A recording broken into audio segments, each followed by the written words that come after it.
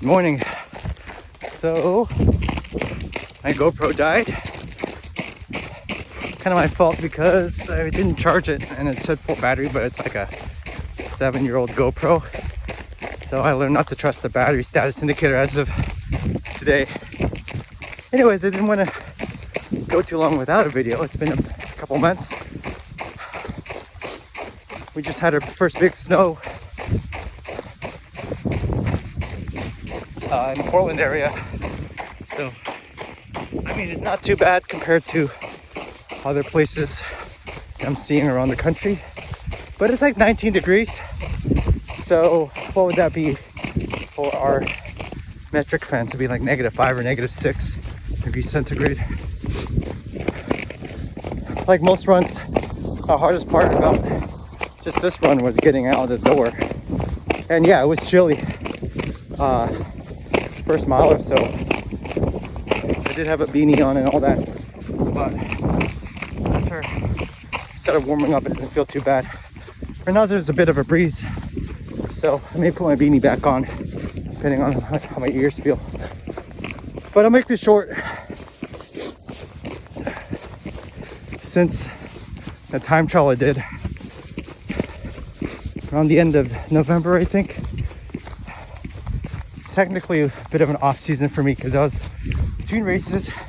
And I think it's good to just mentally check out a little bit, because trying to stick to a strict routine for like a marathon training session, it's not only physically taxing, but it's also emotionally taxing, mentally taxing too.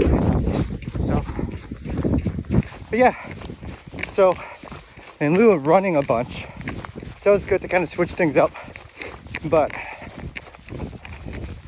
like, I don't run that many miles a week. My volume isn't that high. So I didn't want to just like pack it in for the winter. Still good to keep your aerobic base up a little bit, as much as you can. So for example, I run like 35 to 40 miles per week, or equivalent if I row. So during like December, even into January a little bit, like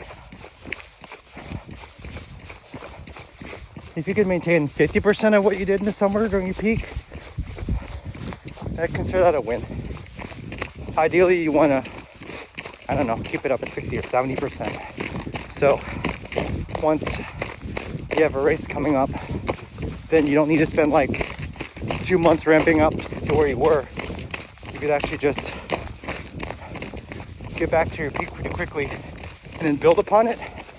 And that's how PRs are made.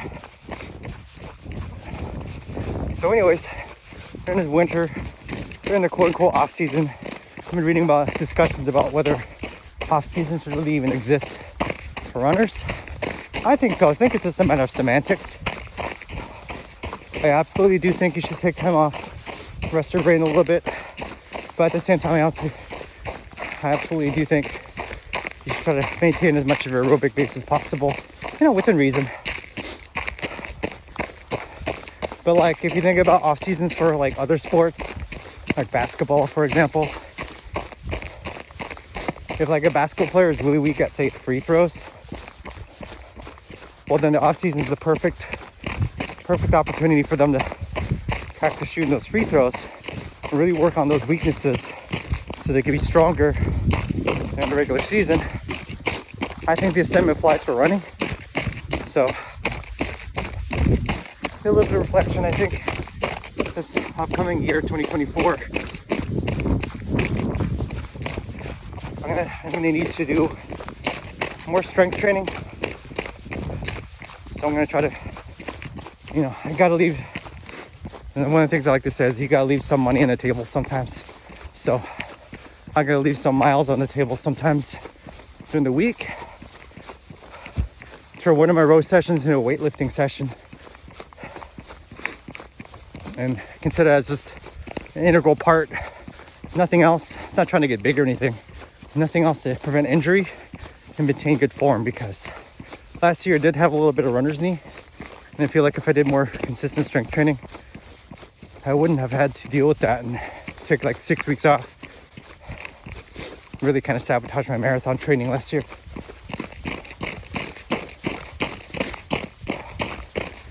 Other things I'm experimenting with too, more structured training. So I really need to get back and double down on doing things like speed work, especially early in the year. Like a dum-dum, I've already signed up for another race, but it's in February. Not February. Well, I have a race in February, but it's not like a A-level race. A marathon in April. So working back like 16 to 18 weeks, I'm already in the opening weeks of my next marathon training session, but still early. So I'm in the process of kind of building the framework of my plan. And since it's kind of coinciding with like the quote unquote off season, I want to do some speed work early and just do things I need to be doing. And like what I mean speed work, I mean like thresholds, 400 meter repeats at a lot faster than marathon pace. I think early projections from a marathon pace is going to be 8:30, 8:45 minute miles. But that needs to feel easy. Like when you run a marathon, you need to start at the first 2-3 miles at a pace that's like, you almost feel guilty you're going that slow, because it's easy until it's not. So if I train exclusively at 8:45 pace, then I'm really capping myself there. So trying to do speed work at like half marathon pace, or like a little bit faster than half marathon pace. So right now my thresholds are 7:30, and then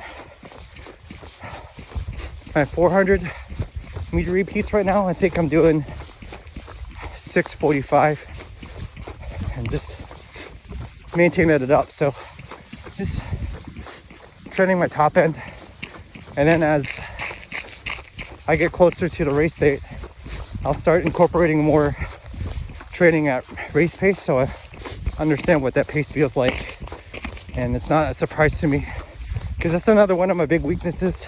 I have pretty horrible pacing. If you look at any of my Strava like runs, it's all over the place, and that's kind of bad. I think that's most I wanted to say. Maybe I'll end it with some running tips in the cold, being that it's like 19 degrees right now. I'm running with layers.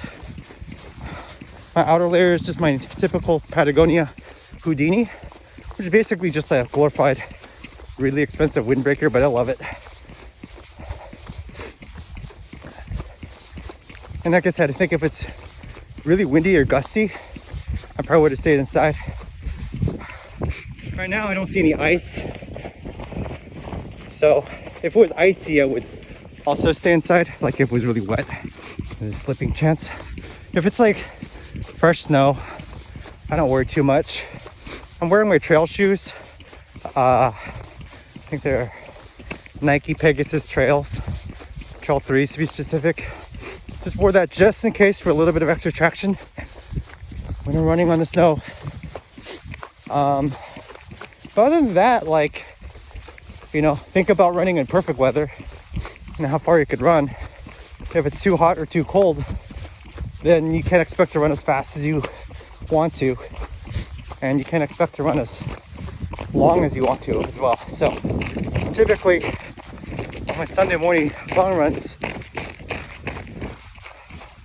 I try to get 13 or 14 miles in, and then as I get closer to marathon race day, I might try to kick it up to 15 or 16 for my long runs. But being that it's like super cold, I might stop it at like 10 to 12.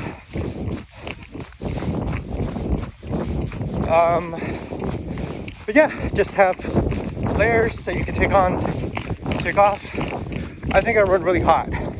So after like 15, 20 minutes, I was already starting to like itch. So I tried to like unzip this here and kind of let the heat kind of vent out. And I think that's one of the big things people kind of overlook about running in super cold weather. Because if you don't wear anything that's breathable, and you start sweating and it gets uncomfortable, so then you unzip. But then if you don't move around, that sweat gets cold, and then now you're really cold and uncomfortable, and it's just a terrible experience all around. So, especially if it's not wet, like today it's like dry, definitely got to be breathable. And I'm wearing gloves, beanie, a buff, beanie if it's like particularly like windy or whatnot. But yeah, after all 20 minutes, I didn't need any of those things. Oh, another thing I've been experimenting with, it's kind of a bit of an evolution of my nutrition, because I read like these ultra marathoning books, and everyone seemed to like to eat Oreos and potato chips and whatnot. So I did that like a couple years ago, but then I learned that it works in ultra races, because when you're running at like 11 or 12 minute mile pace, or you're walking, a lot of times ultra running is like speed hiking. I think that's more of a more descriptive way of defining what ultra running is. But they could get away with it because they're running and walking slow, so they have times like the race is measured in hours, like 9 or 10 hours or something. Then you absolutely have time to stop and eat and whatnot. But like when you're continually moving, marathon pace, it's not the greatest. So I think last year I switched to making my own goo, like those energy gels, because they were expensive, and I really didn't like how wasteful the packaging was. I doubt many of them actually get recycled. I think that's just problematic of consumerism as a whole. Running is, well, it has its things I have disagreements with. This morning, I'm gonna experiment with my hydration or my nutrition a little bit more. I brought my water with me because I didn't know if the water fountains would work this morning. Probably another must if you go running really cold. But I also read, now people also run with maple syrup. So that's what I'm trying. And I'll let you know how that goes.